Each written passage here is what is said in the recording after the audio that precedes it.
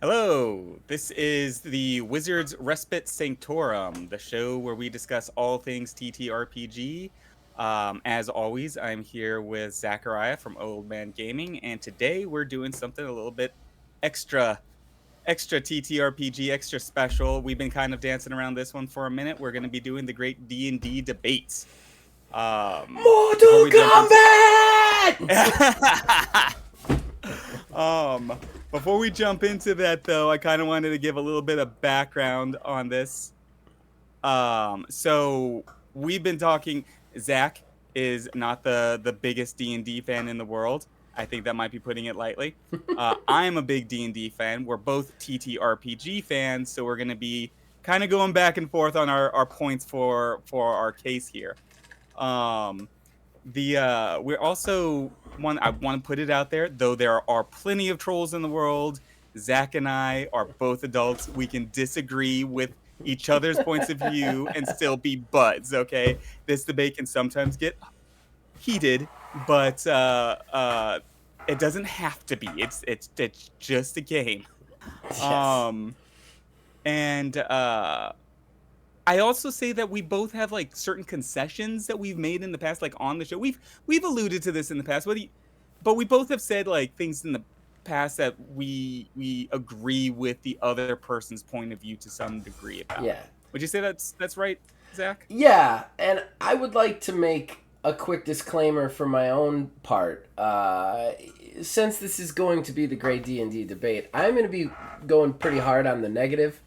But I do want to say, man, whatever floats your boat in the world of TTRPG is what floats your boat. Like, play what you like. If D&D is something you like and you love, play it, man, and give me a big middle finger. I'm totally okay with that.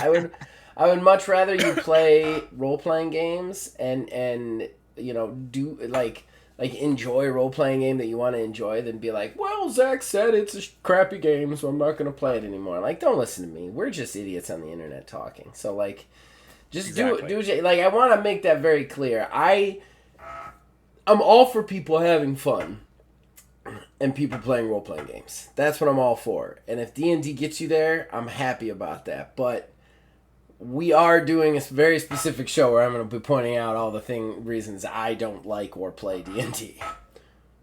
Right. And to that same point, I'm going to be promoting D&D. I'm going to be talking about I really love the game. I love Yes, the yeah. system. But at the same time, I do have my personal critiques of the system. My biggest one has always been the tagline that is often thrown around, the greatest TTRPG that's ever been. It's not. There's no such thing as the greatest TTRPG that's ever been. It is maybe the greatest for you. It's the greatest for some, Right. but it's so subjective. Yeah. And so that's what I'm going to be kind of focusing on, but also things that I think make the system really solid. So I'll be hammering out that other side of the debate. Yes, it um, should be very very interesting. But yeah, I'm definitely on the negative side here, so I just want everybody to keep in mind I'm a relatively positive guy. yeah. Yeah, this is gonna be a fun one. We've been talking about this for a Yes. minute. So Yes. to get started, we're thinking about doing we're gonna roll for initiative. We have a high roll starts the debate, pleads their case All right. to the interwebs first. Ooh, and I got perfectly average at 11. Since I am my dice are across the room, I'm just gonna use a dice roller on my phone. Show you guys right now. I'm gonna hit the button. Boop. I got a 4. The positive has it. All right. So, then one of the other things I did want to like just touch on real quick Sure. as far as like the intro of this is D&D has a lot of different versions. Um, Yes. and they're Yes. almost entirely different games in many ways. So we'll probably I know just the way that we do this, we're going to be jumping back and forth between all the Yes. systems. Yeah. Um, I think so I think also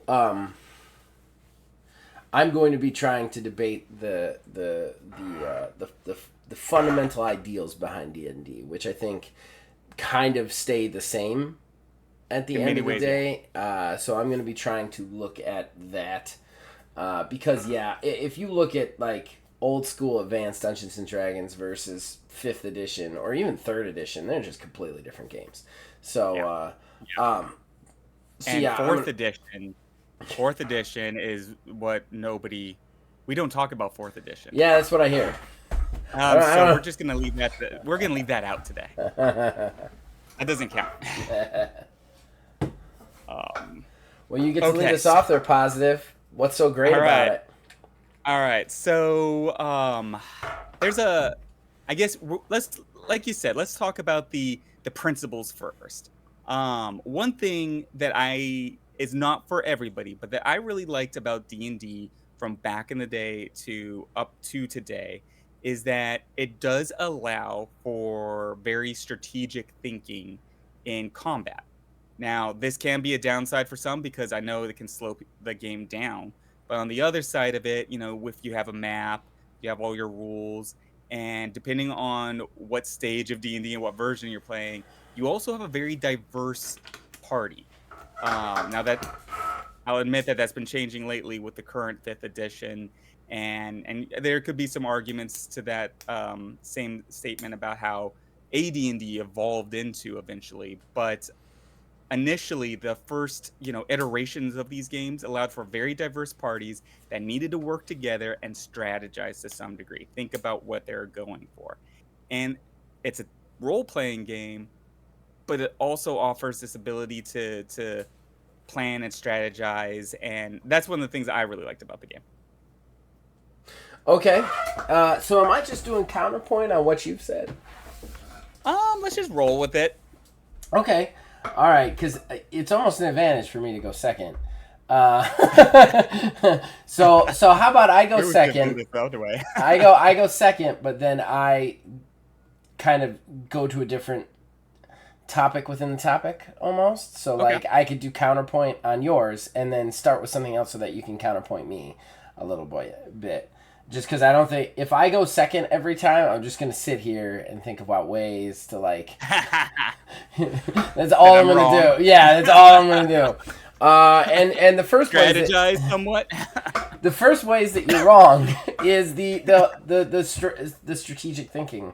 I think it's much more strategic to have to think about your character as a solo character first, and then instead of thinking about a party. It's one thing I don't like about D&D is it forces you into these party roles to the point where like, oh, if I'm alone and I'm a wizard and I've got to be in a melee fight, I'm dead. If I'm in some sort of magical battle and I'm a barbarian, I'm fucking dead. Like jack of all trades and I know that that's become a little bit more prevalent in the later years, but jack of all trades characters are a little bit harder to do, harder to go by, and I feel that there is a lack of versatility in its essence right there because I have to have a group. If I don't, I can't sit down with D&D and play one-on-one with one barbarian character. I mean, I can.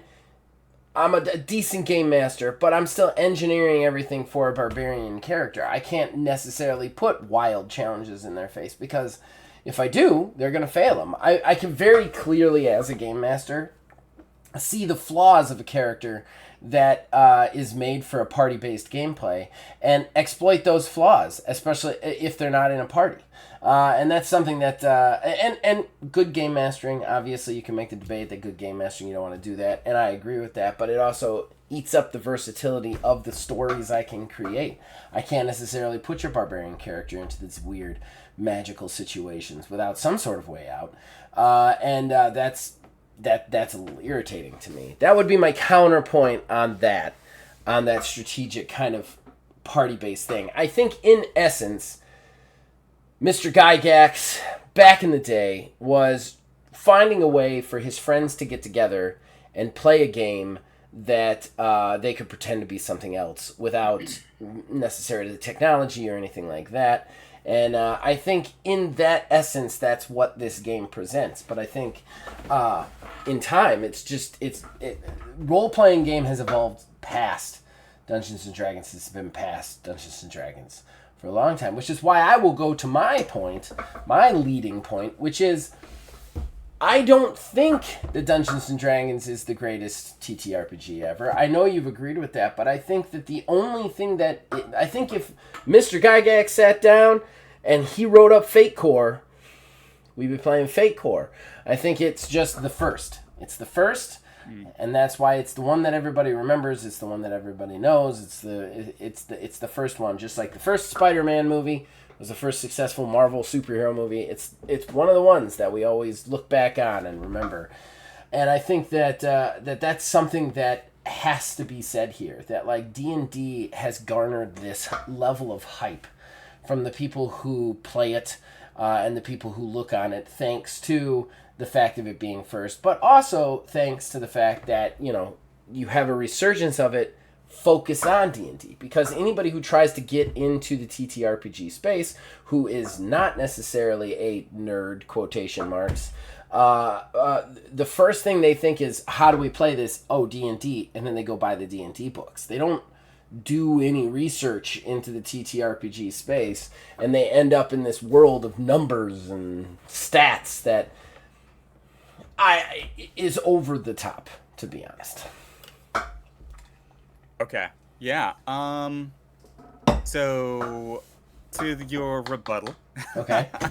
I do see what you're saying as far as you really can't play D&D 101.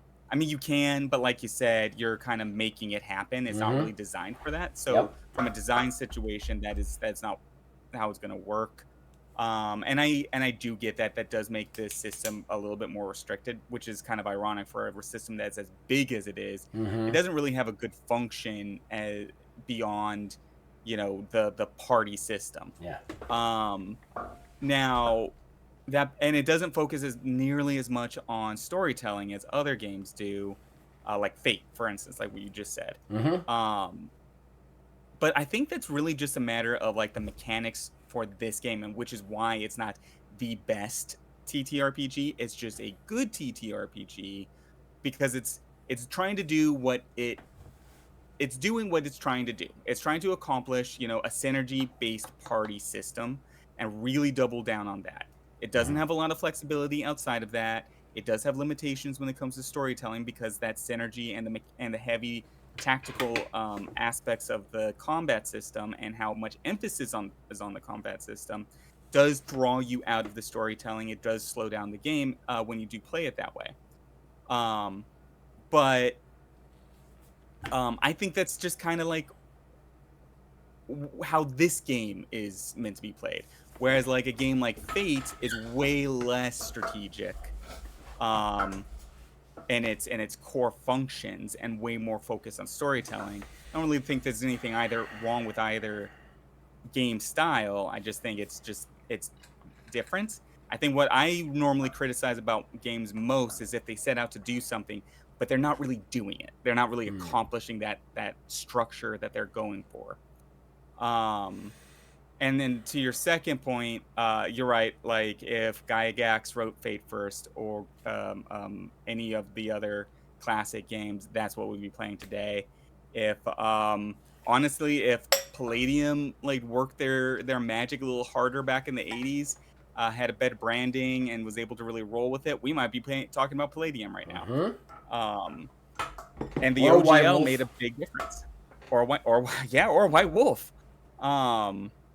It is the oldest game, and I do think that legacy does detract from the hobby to a certain degree. Like you're saying, people know D&D. They jump into D&D, and D&D is not for everybody. It's not an if this was any other hobby, it wouldn't be the introduction game. You know what I mean? This isn't how you convince the first guy to jump into a new hobby. You get him going on something a little bit easier. But this isn't any other hobby, and D&D's just got the monolith name. So I do have to concede that one quite a bit. I don't think D&D being as popular as it is as good for the hobby as it should be. I will it is concede that. So hard to not jump in this. I'm trying to let you know what I mean? And my brain just wants to go, no! Like, it's so hard to not jump in. It's so hard to not jump in. I hear you. I hear you. Okay, so whose turn is it right now? Did we do it? I think it's your turn. Is it my turn? Okay, all right. Yeah. Okay. All right. So, I do kind of want to counter your counter, which is the whole party-based system. Yes, D&D is very clearly, hey, we're doing a party-based system, a party-based game. However, I think that in itself speaks to how bad it is. And hear me out here. If I play Fate, okay, and I know I keep using Fate, but I'm going to use another example very soon. If I play Fate, right, it's a role-play heavy game. Role-play heavy game, definitely. But it is a relatively simple system to understand.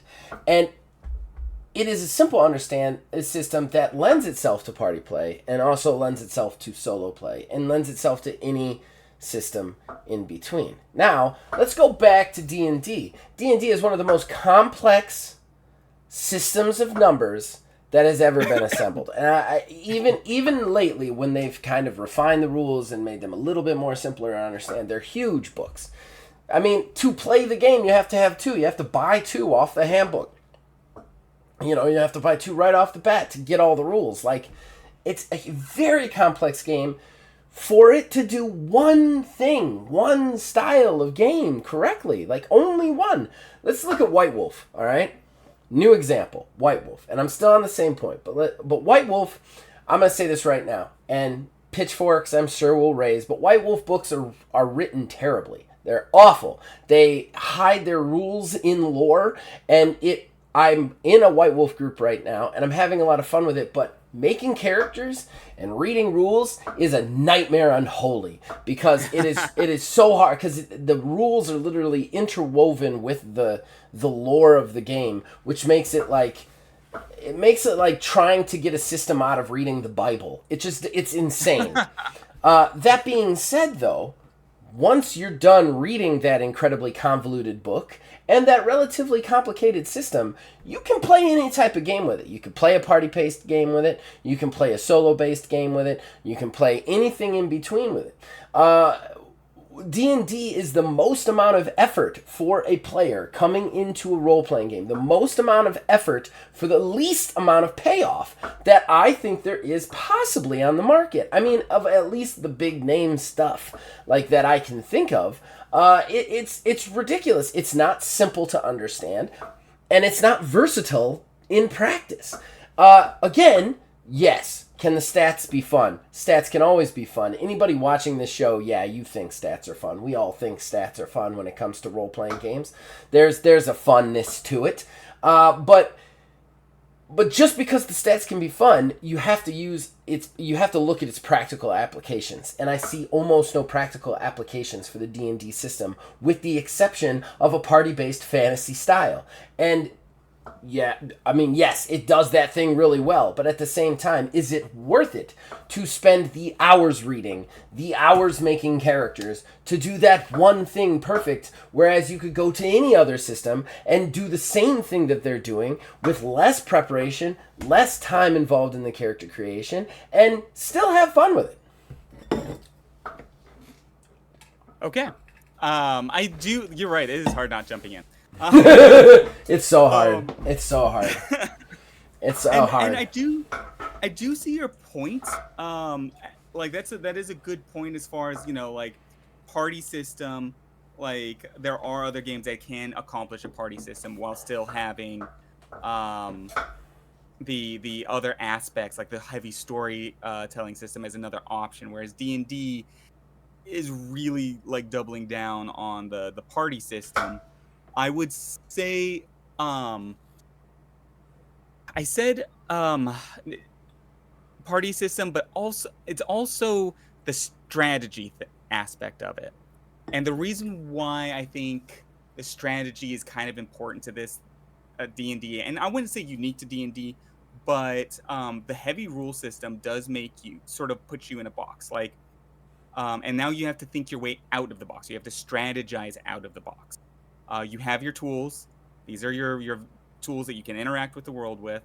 And there's more tools, and there are more tools, and there are more tools. So there's 1,000 tools, but now you have to figure out how to puzzle them all together. And that's the strategy aspect of it, where you're sitting here. with like your group of adventurers, your buddies, and you're like, okay, we're going to raid this orc encampment. And look, we have to go in hot and strong. The wizard's throwing fireball. And now, as soon as that happens, we got to get the meat shields in there. We need to get our barbarian, our paladin. We have to like just go in hard. And that moment in time where you're sitting there really strategizing, like, okay, now you're gonna have to get to this angle because you're able to like get a better view, and you're an archer, so that's what you got to do, and all of that stuff. And then dive deeper, and then that one person's like, oh, I have this one spell, you know.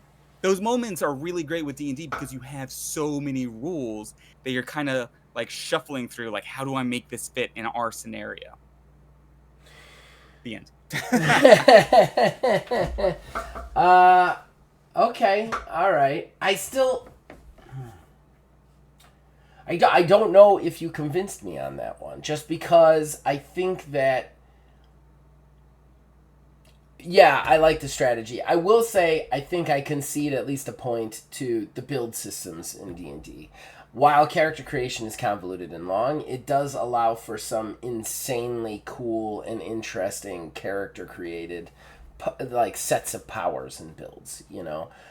Just the one that friend of the show Philbilly was telling me about with his like jump back and forth between his illusion and himself sort of character. And then he told me another one that was crazy with some guy who used cards to do stuff.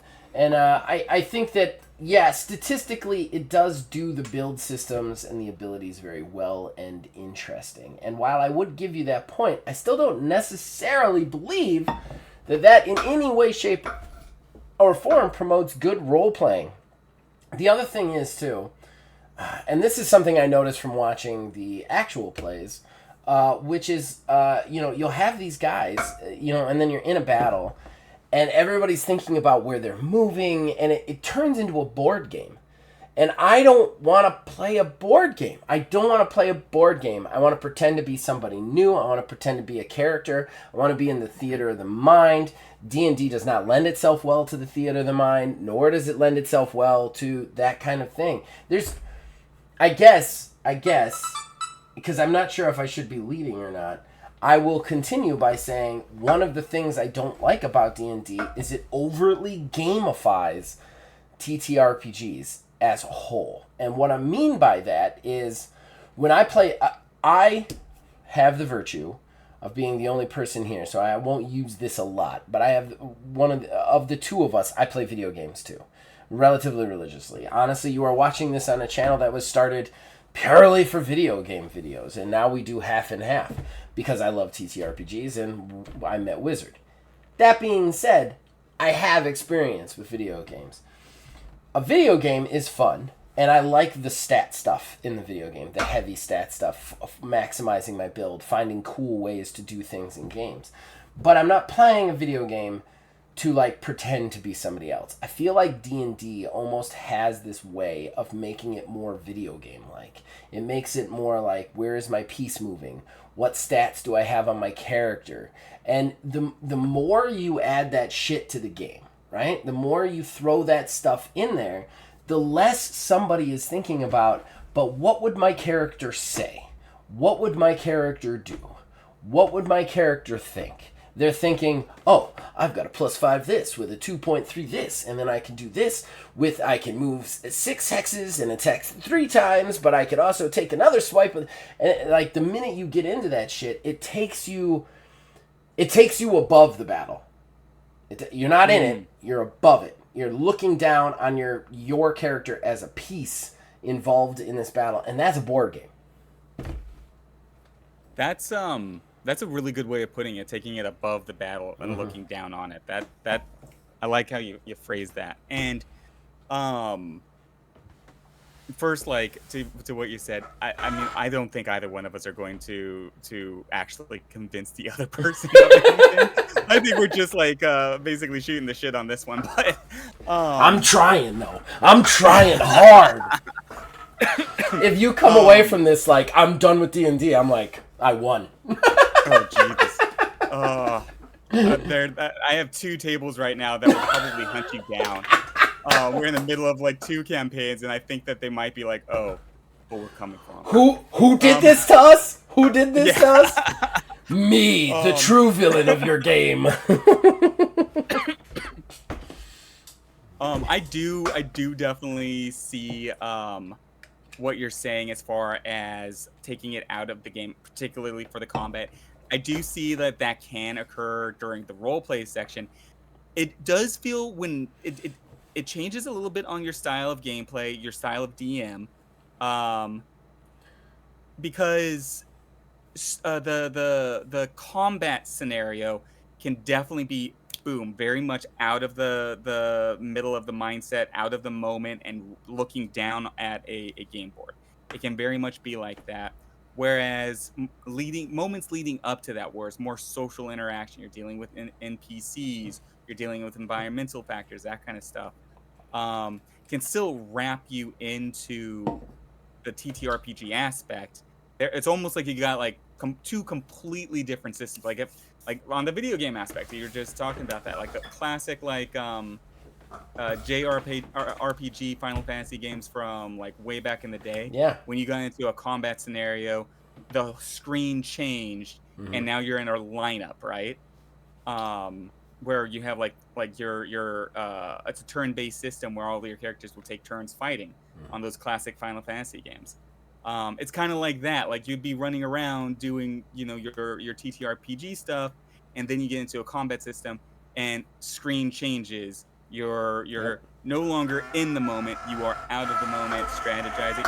It doesn't necessarily have to be that way, but yeah, it very much leans itself to that. It really does. And I think, I did a couple of Twitter surveys, and maps are definitely the more popular way to play.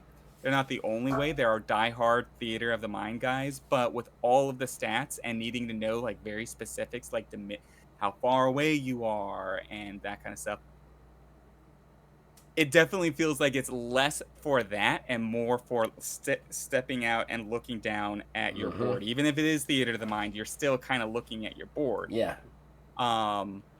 Which for me, I enjoy. I enjoy having the TTRPG role-playing aspect and the sort of looking down and strategizing aspect. But I know that does also pull people out of the RPG moment, so it's not for them. If you really don't like that aspect, if you don't like getting yanked out of your storyline to go play a board game, this isn't for you. There's a reason Baldur's Gate 3 is such a good game, and that is because D&D is a great video game. It's not the best TTRPG though. I can see the video game comparison that you made there. Hard, definitely. But I still think like there's a whole other aspect that you can like work with the TT, more social engagement. You have a whole set of soft skills almost, of like persuasion. Every character has. Some of them are better at it than others. Persuasion, deception, perception, insights, and then like other skills that aren't combat related, like athletics, acrobatics, and that kind of stuff. And if we're looking at AD&D, you also have proficiencies, which you get these proficiency points, and as you progress your character, you can choose to be good at different things. It typically makes sense for you to try and get some synergy in there. So a ranger maybe shouldn't be doing something that's like way outside of ranger comfort zone. But does that make sense? It does. I think you're going a little easy on me, but it does. I will ask you this question to go outside our format here.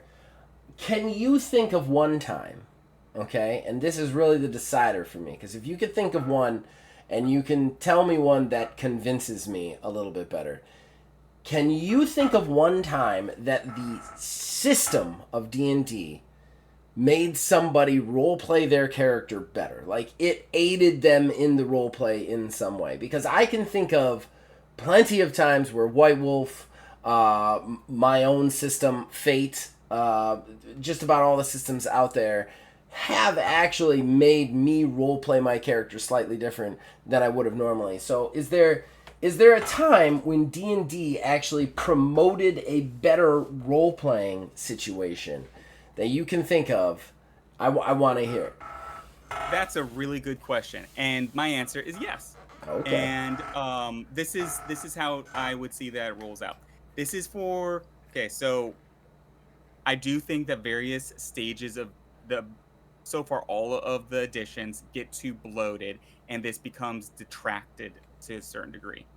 But I think at certain stages of the game, when you're playing primarily with the initial like sort of classes that you do have limitations on what your character can do. So, and those limitations are very archetypal. That's very character driven. You know, so a rogue doesn't go swinging a battle axe for a reason. Um, so I can think of very certain situations where a character's like, "Crap, I'm in this situation. I can't do this, this, this, and this because my class doesn't allow for that. My abilities scores don't allow for that. What would my character do? What would my rogue do? What would my paladin do? What kind of consequences would my class suffer, my guy suffer, and why would he do this now?" Does that make sense? It does. I want an example though.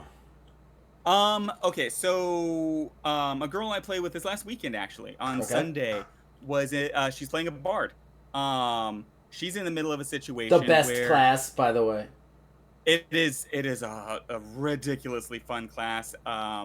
And it was perfect for her. I think she might have been a bard in her past life. Um and she was in a situation where she like her last character was a rogue.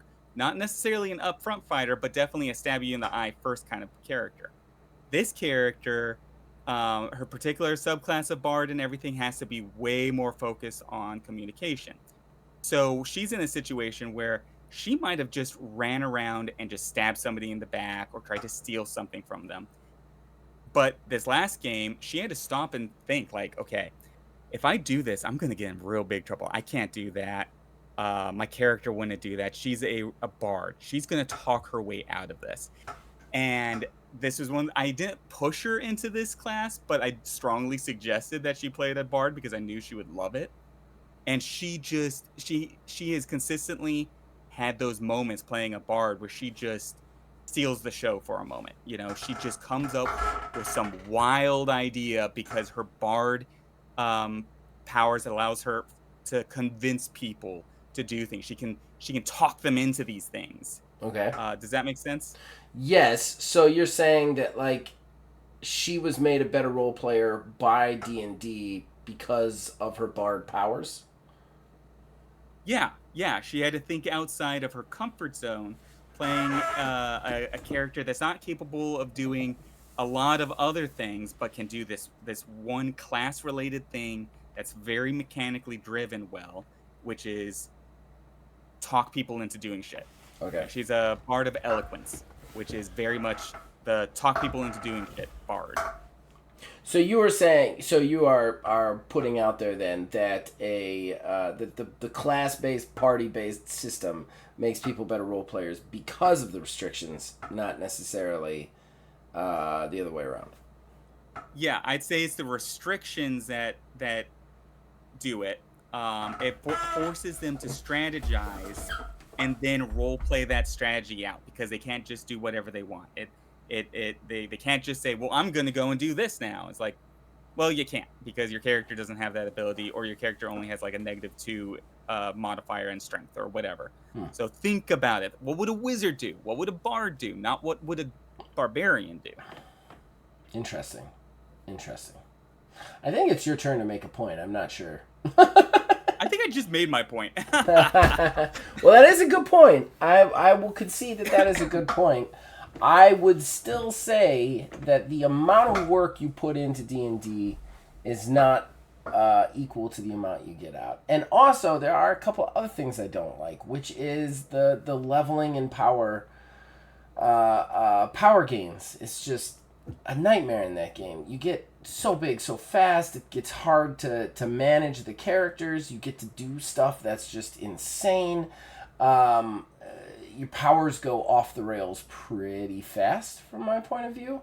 I feel that it would be very hard in D&D to play a common man character. I feel it would be very hard in D&D to play just an average pickpocket or just an average soldier. I think at the end of the day, you're going to end up 3 levels in, cleaving 6 guys or whatever, and that's a little bit of a problem for me too. I think it's become this thing where it lends itself more to godlike characters, and also characters that, again, you have this power creep in it that eventually shuts down your character anyway. I will concede that point to you. Yeah, it does. It's set up for epic play. Yeah. It's not set up for nuance. It's not set up super well for like a highly political intrigue game system. And so that does lose some of its versatility. You can play those types of games, but they're harder. And I think it that, is. again, that lends itself to the lack of versatility, which is probably my biggest problem with this game, and that's really the crux of my argument, the crux of the thing that I'm trying to get forward, is the fact that for the amount of work, effort, and money you put into D&D, the only thing you're getting out is party-based, strategic combat gameplay. Like that's what you're getting out. You're not it doesn't really lend yourself to the common man game. It doesn't really lend yourself to solo play. It doesn't really lend itself to political play. It doesn't lend itself to all these interesting different styles, whereas there are so many other systems that you can do any of that in without any problem whatsoever. And also lend themselves to the epic style confrontations. I mean, like I said, I conceded the point that, okay, maybe the class-based thing can get some interesting role-playing situations out of it. I will say that if I was playing D&D and I was stuck in a class, it would definitely make me have to have more interesting choices, even though they were railroaded almost. So I kind of concede that point. I think, though, again, the biggest problem with D&D is the lack of versatility that it puts forward. And really, I think that's the crux of everything I'm trying to put down is you just don't get out what you put in. Okay. Yeah. So I honestly, like, I can't really argue that point exactly. Like, I do concede you're right. You can do everything with D&D, but that's because you're a home brewer and you're making new rules. You're not really playing D&D at that point. You're making D&D as a base, and then you're home brewing your own system. Which there are. I will say that if you ever made that point for how good the game is, the homebrew scene for D&D is absolutely fucking phenomenal. People, because that system is so saturated in the public eye, the people out there just and it's got the OGL. There's so much shit out there that you could probably find an addition to create what you want out of it. Yeah, but there's something for everything out there. Yeah, very much. I'm kind of making your point for you on that one, but I still think if we're talking about the core gameplay, though, Yeah, exactly. For the core gameplay, I can agree with you on that point that it does. If you're really looking at the rules and playing it rules as written, it does have those sort of limitations as far as the diversity of games. I do agree with that. For me, I don't see that so much as a bad thing. I just see that as this game thing. Now, you made a good point. You made a point, though, that it's not essentially not worth the money. Like, it's a huge stack of rules and all of this other stuff for not a lot of versatility, not being able to play a bunch of different types of styles all within one pack, a huge time sink, which it is. I mean, I admit it 100% is. To just learn the game. Yep. And I get that. I totally get that. Though all those rules and all of those systems, though they don't necessarily lend themselves to a lot of versatility, I still think they have a lot of merit and fun because of it's almost like the lack of versatility makes you. I feel like it pushes you a little bit harder. To like I said, strategize, think outside of the box, and I think that's one of the things that this game does really well is forcing people to strategize. But now we're kind of going back in circles, so I think we've come to the point where we must move on. Okay, all right. I mean, I got a completely different way to attack it if you want. Yeah. Let's I have so many ways to attack it. You have no idea. Another thing that I don't love about D&D, that I love about maybe some other games, is have you ever been playing D&D and felt like you're actually in a sword fight? Have you ever been in D&D and felt like you're even really fighting a monster? It doesn't, like, the system is so, like, back and forth and tradey punchies. Unless you've got a game master who's really spelling it out for you, and more props to any game masters who do that. Every time I've ever played D&D, it really feels like I'm running up to something, and then I'm literally, like, trading blows with it until one of us croaks. And that sucks. I don't like that. I want to feel the epic battle of a fight. I mean, the other thing that sucks about D&D, I like set pieces. I love set pieces. I don't want just a fight. I want to fight on top of a train that's on fire, that's about to go over a cliff edge into a fucking chasm. That's a fucking cool scene to have in your head. You can't do that shit in D&D because everything's so fucking slow and takes so long. Battles are like 2 to 4 hours. I can't do that. That is like, you know, then you compound the fact with the amount of time that game takes to play. We have an actual play stream for anybody out there. We have a couple of them. One is Teenage Mutant Ninja Turtles, once a month. I know Stealth Plugs. The other is Astral Drive, using my own system. So one we use Palladium, one we use my own system. Both of those streams are 2-hour sessions. 2-hour sessions. Could you imagine getting anything that we get done in those sessions in 2 hours in D&D? It wouldn't fucking happen. It's not even in the realm of possibility that it would happen. We would get maybe a half an hour of material out of that in this. Another thing. I do a series of reviews, and I'm about to shut up because it's definitely your turn, but I'm winding down. I do a series of reviews on my show for video games called Snap Judgment Reviews. The point of these reviews is because every reviewer out there for video games has to get a 100% or get through the entire storyline or all of this stuff, so they do these in-depth reviews. And sometimes they forget to look at it from the point of view of a guy who doesn't have a fucking 80 hours to get to the good part of Starfield. Sometimes it's a guy who's maybe about to turn 42, who has a kid, who runs like 3 different jobs, who doesn't have a ton of fucking time to do stuff, and maybe has an hour to do something. That's very on the nose there. Yeah, I was pointing at myself the entire time. I know you can't see me. So D&D is not for that guy. D&D is just you have to barter off a fucking day to play D&D, and it's the same from the game mastering standpoint. I have said repeatedly, game mastering is jazz, not rock and roll. You've got to improvise. But D&D, you got to have it all fucking spelled out, or you don't know what's going on because somebody's going to hit a wall, and you're going to need to know the tensile strength of the wall. It's insanity. And like,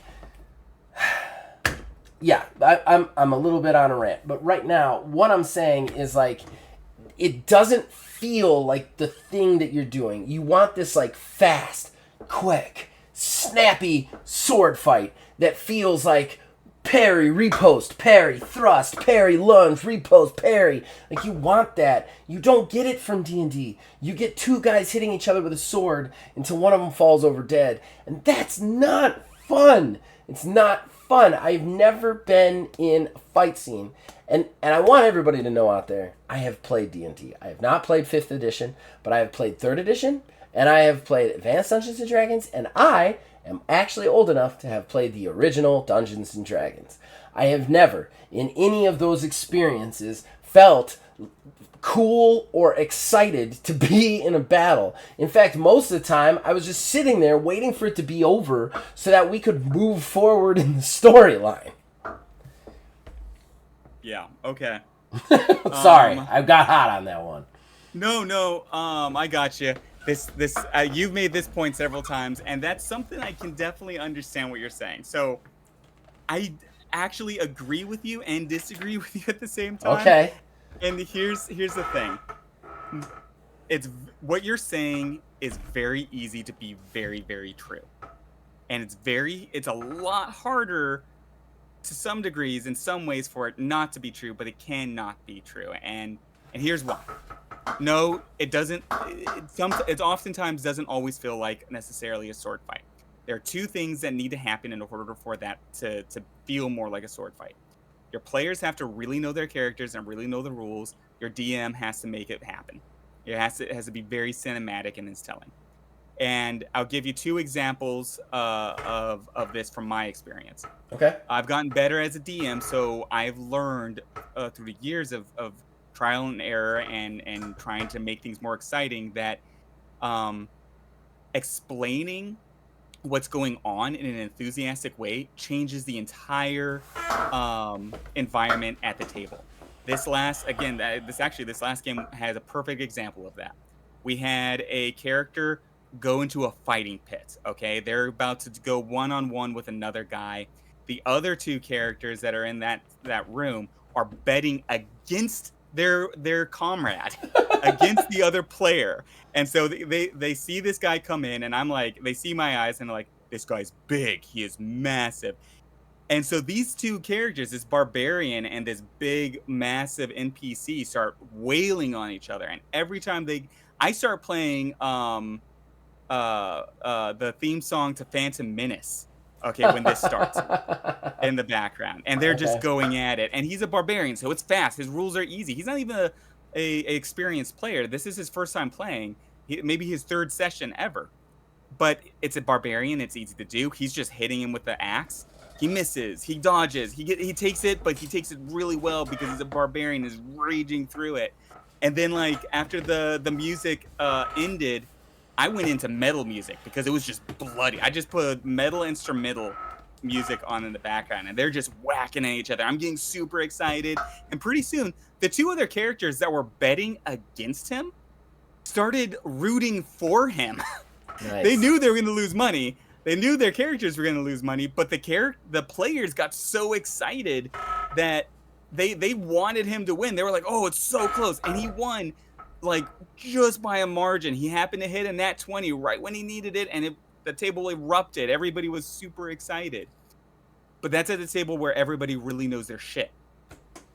If the players don't know their shit, if they're waiting and they're looking up their rules as they're trying to strategize because they don't really know their characters really well, holy crap, that fight's going to take forever. Mm-hmm. It doesn't matter how much cinematic crap you put in there. And as we've said, D&D is a rules effing heavy game. Yes. So it's not easy to know all of your rules.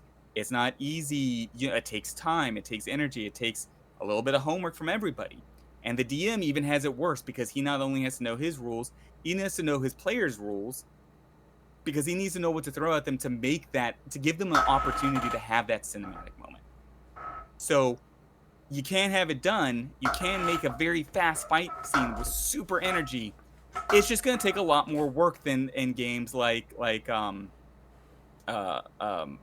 single mod, and that is where I say, single mod does have a lot more strengths in that aspect. I would say single mod is a perfect game to start people off on because it has a lot of flexibility in its system. People are going to think we engineered this for me to, as an advertisement for my game. I mean, we did it, and I'm not getting paid for this, guys. This is just I really like this game. Nobody's getting paid for this, guys. Yeah. Nobody's getting money here. And it is so much easier to go into that fast fight scene that you're talking about in single mod because the combat system's way more, fast like that. It's more just energized. It's less tactical. It's less focused on like a stack of rules that you have to think about ahead of time. So I mean I so you're saying it's on the game master and the player really to make the battle cinematic, to make it feel like a sword fight. Yeah, you're not going to get that from a typically from a first time player unless they're playing a really easy character like a barbarian or maybe a fighter. You're sure as shit not going to get that out of like a warlock or a wizard or something Right. like that. That's going to be Right. harder. Advanced players though can totally make cinematic moments happen. And one other, well, yeah, I'll stop there. Actually, I would concede that point to you. That's a good point. I think every game requires a game master and a player to really make the moment interesting. I don't think single mod. I think single mod's very snappy, and it's a lot easier for people to make cinematic moments because it's just a roll plus a stat plus a skill. But yeah, I think that you do need a good game master. After you say that, I think that's a good counterpoint. Honestly. We are at 50 minutes, though. How do you want to wrap this thing up? Oh, well, maybe with a to be continued. I feel like we both have we've both had really good points. I don't think either one of us convinced the other. No, but, definitely not. Like I said at the beginning of this, we're still buds. We love games. We love games, and we love talking about games. And I think that was why this was kind of like I was looking forward to doing this show with you because this is my favorite thing to do. TTRPGs. You know? That's the thing. I love talking about this. I love talking about the concepts behind TTRPGs as well. And this has been really fun. And yes, we are definitely friends. There's nothing that's going to stop that. No debate on D&D is going to change that. I will say I will say maybe you won because I'm slightly more likely to try D&D now than I was before this conversation. So I would give you that. And I'm sure you're less likely to put it down than you were before. So I don't think I accomplished it. Although I think it's harder to prove a negative, I suppose. That's true. I would say though that I also had like lots of moments where I conceded various points to you. You conceded too much, man. You conceded too much. Like if people were scoring this as a debate, like you were just like, I could see that point. I see what you're saying. I'm like, No, you gotta fight me. There's a lot of nuance is the thing. It was like a boxing match where you were trying to hug me the whole time. It's just so much nuance. I think it really, for me, what it really comes down to is D&D is a good game for some and not for others. I think that can be said about all RPGs too. I mean, in fairness, I do want to sum up by saying I don't have any hate for people who play D&D or enjoy D&D. I don't. I have played a lot of systems in 42 years of life, both homebrewed and non-homebrewed. And of the systems that I have played, D&D is the one that I like the least. And also, I think a lot of my rage comes from what it does to TTRPGs as a whole, whether it means to or not, because it puts itself front and center. So people end up with it before they ever look at any other game. And that drives me fucking nuts. Because anybody who sits down at a D&D table and thinks that's what's role-playing, it might be. But at the same time, it really might not be. You know what I mean? It's a very, very straightforward, very, very simple... I mean, the game isn't simple, but it's doing one thing. You know what I mean? Like it's not it's the tip of the iceberg for RPGs, but D&D louts itself as the whole enchilada. You know what I mean? And that's one of the things I think that's where all my ire comes from. Not necessarily the people who play it or enjoy it. I mean, I think if you like a system, play the system. I think my biggest problem with D&D is what it advertises is not what it gives you in any way, shape, or form, and it also doesn't tell you that there's other stuff out there. So, like, there's for a new player, like I said, the new non-nerd player who's just, like, saw Matt Mercer or Vox Machina and was like, oh, I want to try this D&D thing. They're going to go right to the store. They're going to buy the player's handbook. That's going to be the first experience for them, and it might be the last experience for them. And I don't want that. I want them to play all sorts of things, like Palladium and fucking DreamPod 6 and White Wolf and my system and every other system, Fate. And I think that, in closing, that's my biggest problem with D&D. I don't have anything against people who play it or love it. So pitchforks can be up for the other stuff, but I think for my closing thoughts today, I mean, I do see what you're saying as far as D&D's reputation being so heavy that it draws people to a game that isn't necessarily the best game for a first-time TTRPG enthusiast. There are other games out there. I'm a TTRPG enthusiast. I will say this one thing though.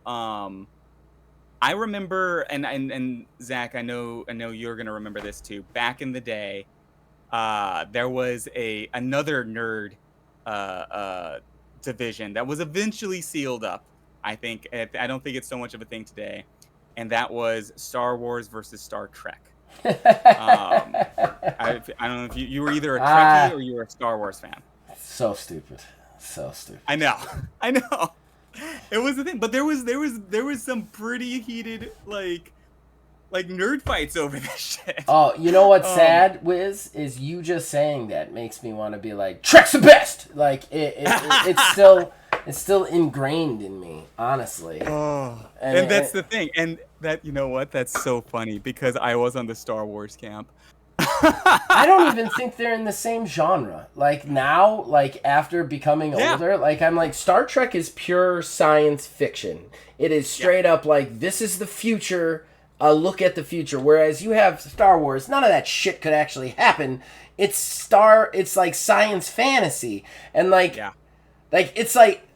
it's insane to me. It's absolutely insane to me. It would be like somebody being like, which is better, Lord of the Rings or like the King Arthur movie, or not even the King Arthur movie, but like some sort of like Kingdom Come or some sort of actual medieval like real story. Like they're not even in the same book. Like one of them's got fucking dwarves, the other one's fighting the plague. That's insane. Like it's the same with Star Wars and Star Trek to me. Like they're not even like now that I'm older, I'm like, these aren't even in the same area. They don't even belong being breathed by. Not only that, one was TV, one was movies. Like, Star Trek had some movies, but let's face it was TV. Star Wars has some TV shows now, but it was movies. How did they end up butting heads so hard? I have no idea. But they did. You're right. I think this debate, though, isn't quite a one-to-one analysis. I'll admit that my metaphor isn't perfect, but I do feel there has been a debate between D&D and TTRPG, the rest of TTRPG, for a very long time, and we're not going to settle that debate today, but maybe one day. No, it was a good conversation. I do enjoy the conversation. That's for sure. I would love it if D&D became more versatile too. Like that would be like, that'd be my hope in the world. Wouldn't even be that like make some systems for talking to people, make some systems for like the everyman, and I'm sure that there are homebrews out there that are like that. I mean, like core D&D, like D&D 6th edition, like make it so that you could do some of that stuff. You know what I mean? Like, I think that would be really cool. They're not doing that. No, I know they're not doing that. I know. I'm very aware they're not doing that. If I thought for a second they were actually doing that, I probably wouldn't have done this debate. I know. That would be something I like. I love when a system, you want a 42-year-old dad who doesn't have a lot of time to get into your system, make it something he can play for the rest of his fucking life and never have to play another one. Whereas D&D is not that. If I want to play something other than what D&D is offering, I gotta go somewhere else. Period. Yeah. All right. I mean, I'm gonna stop counterpointing. I feel like I'm still debating. I do that. I think we've come to the end of this one. Maybe we'll put this as a to be continued. Come up with new points for next time. Maybe we'll get a guest speaker in here. Who knows? Oh God. We'll see. We'll see what one day will bring. Get another D&D person on, and then I'll just be outnumbered. Yeah. Maybe somebody who's never played before, either completely ignorant to TTRPGs and D&D. They can be our moderator. Do you want to do? That would be good. Just sitting in the corner being like, You guys are nerds. Yeah. Um, Yeah, the decider are you more or less likely to play D&D now? yeah. All right, well, you want to wrap it up, man? Yeah, well, I think that was everything. As always, this was a lot of fun. Um, Coming up soon on this YouTube channel as well as on the wizardsrespite.com. You'll be able to see this drop on what date was that? It was going to be Friday as always, the Yeah, this will be 29th. 29th, yeah. So with this right before that, we would have just aired two more shows, or one more show, right? We One have more. one more this week. We have Astral Drive Astro this Drive. week. We are going to be missing Brian as a member, but we're going to focus on you and Philbilly and your infiltration into the castle. Right. Or lack thereof. And if you're listening to this, that means one is already up and ready for you to watch. Yeah. Jump on there, check it out. You can check it out at thewizardsrespite.com. You can also check it out at Old Man Gaming, the YouTube channel. Zach, you have anything to close out with? Well, yeah. We also are doing our next TMNT and Other Strangeness actual play. The Stump Gang. The Long Road. I know a lot of colons, but that's the campaign name. That next one will be October 5th.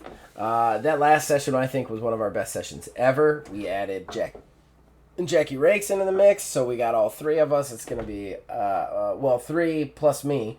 It's going to be a lot of fun. We've got to continue the story. Stuff's going to get a little bit real and emotional next time, so be prepared for that. And then the other thing I just kind of wanted to announce is, because I think we have a date, so we're okay to announce it now. But me and Wizard's next one-on-one, one-off indie RPG stream is going to be on the 12th, correct? Yes, that's what I got it down for. 12th of October.